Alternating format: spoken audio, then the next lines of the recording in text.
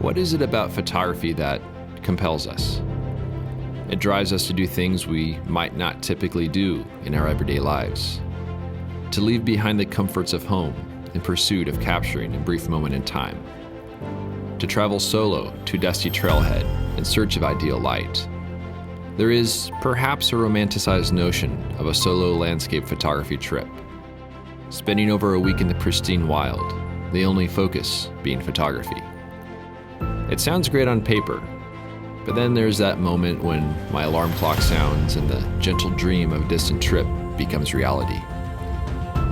I've been filming video journals for 8 years now, and I still find it difficult to convey the feeling of setting out on a trip. I know that when I return on the same highway, I'll be sore, tired, and hopefully satisfied with the work that I've done. I know that I'll spend countless hours wandering and learning about the world around me. In addition to cameras, lenses, and film, I bring with me a sense of curiosity and use that as my guide to find subjects. In all my years of going on photo trips, I've only come home empty-handed twice. That was early on, and I chalk it up to my own inexperience. I've since learned the virtue of patience and to always stay curious about the world around me. For the past several months, I've spent a lot of time fine-tuning my setup and reducing the weight of my gear in preparation for the first leg of this trip. This will be a multi-day backpacking trip along the wonderful canyons of the Escalante River.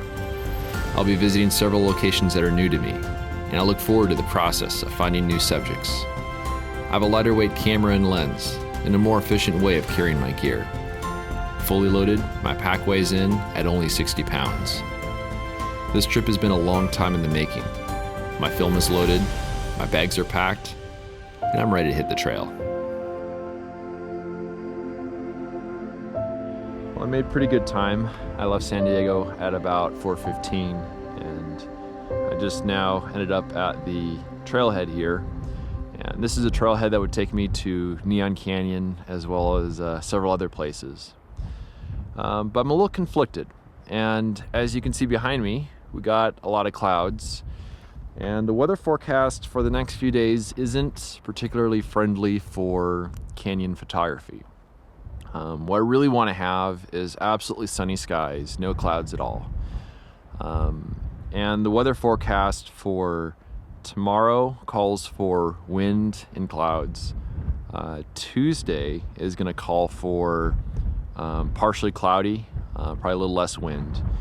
But then when we get to Wednesday evening, there's a chance of rain. Thursday, there's a 60% chance of rain. And then maybe by Friday and Saturday, clearing out a little bit. But there aren't really any days where there's just pure blue sky, which is really what I need to do the sort of photography that I want to do. So I'm standing on the edge at where the trailhead is, and basically Neon Canyon is back down in there. And I'm thinking pretty hard about what it is that I want to do. I'm trying to think about what the smart thing is to do. From a safety standpoint, it's no big deal. A little bit of rain is not a big deal. You just want to not be in any narrow canyons. But I'm thinking maybe if there is some big rains, maybe the Escalante River is going to get to be quite large and a little difficult to cross. So I'd rather not be there with any rain. Plus, there are two photos in particular I kind of was thinking about trying to shoot this year. And for those, I need to have no wind and sunny conditions. So what I'm thinking about doing, I think I might have decided it as I'm recording the video here, is to actually leave early tomorrow morning and head over to Capitol Reef, where I can sort of scout things out, get familiar with it, maybe grab a campsite relatively early in the morning. It'll be a Monday, which will be good. Stay there for quite a bit, maybe 4 or 5 days or so, and then come over here. The downside to that is, from a psychological standpoint, I always find it good to do the backpacking trips first.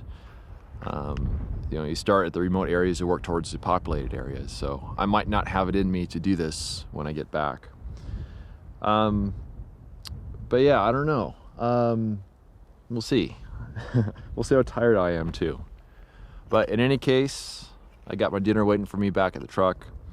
I'll spend the night here, I guess decide tomorrow morning based on what the conditions are like. I would love to head down in there, but there's not much point in doing that if it's going to be cloudy the entire time. Lots of decisions to make. But the good news is my film is loaded. Well, it's going to be nighttime now, and I decided to change locations. So I am, for the time being, abandoning the initial plans of going on a multi-day backpacking trip. I was just kind of listening to that little voice in the back of my head, and it was telling me it's not worth it right now. I'm not really concerned for safety, because I'd be fine with where I was going, but it's more so there's going to be a good chance of clouds and wind over the next few days, and that would make it very, very, very difficult to take any worthwhile photos down in the canyons, because you really need to have just blue sky and no wind. And with the chance of rain in a few days and a lot of clouds until then, I just think I can be far more productive elsewhere. And that's one of my things. I want to be very productive as a photographer. If I'm not shooting, I want to be out looking for subjects. So that's why I think going to Capitol Reef would be a really good move, because it would give me the opportunity to get to know the place a little bit, to find some subjects, and hopefully to be productive. But it's going to be nighttime here, so I should go ahead and get my miniature camp set up. I'm just going to sleep in the bivvy tonight, keep it simple, and then get a pretty early start to go to Capitol Reef and see about trying to find a campsite during a little bit more busy time of the year. But I think I'll do it because I think I'll have a early enough start to get it all done. But time to get camp set up and enjoy a nice, calm night's sleep after being on the road for a very, very long time today. That's for sure. If you love this content and want to help support my journey, you can do so by subscribing to my YouTube channel, telling a friend, or sending a voluntary contribution of just $24 a year with PayPal or Patreon. I depend on the generous support of people like you to produce this ad-free content. For more information on how to support me, please visit the donations section of my website. Thanks in advance for your support.